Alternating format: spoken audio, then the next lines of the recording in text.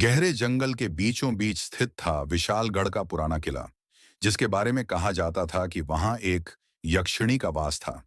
गांव के बुजुर्गों की माने तो जिसने भी उस किले में कदम रखा वो कभी वापस नहीं लौटा।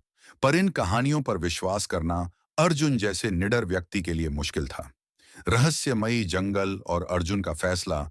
अर्जुन एक जिज्ञासु युवक था जो इन भूत प्रेत की कहानियों में विश्वास नहीं करता था।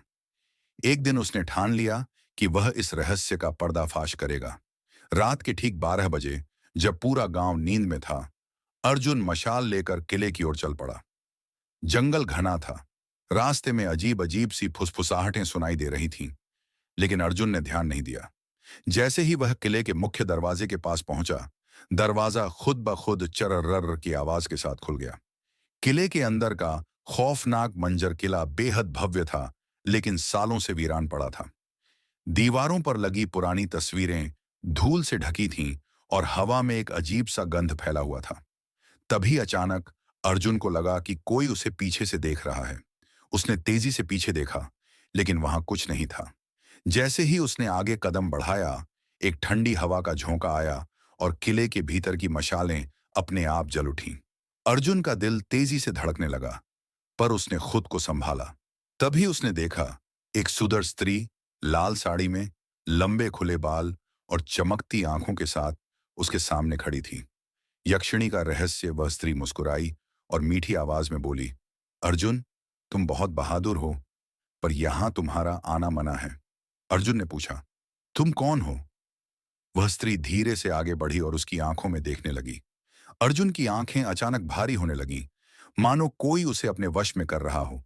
लेकिन तभी अर्जुन ने अपनी जेब से गंगाजल निकाला और उस स्त्री पर छिड़क दिया। यक्षिणी के चेहरे पर गुस्सा उमड़ पड़ा। वह जोर जोर से चीखने लगी और अचानक उसकी सुंदरता खत्म होकर एक भयानक शक्ल में बदल गई। उसकी आंखें लाल हो गईं और चेहरे पर काले निशान उभर आए। मौत का खौफनाक खेल। पूरे किले में भयंकर हवाएं चलने लगीं।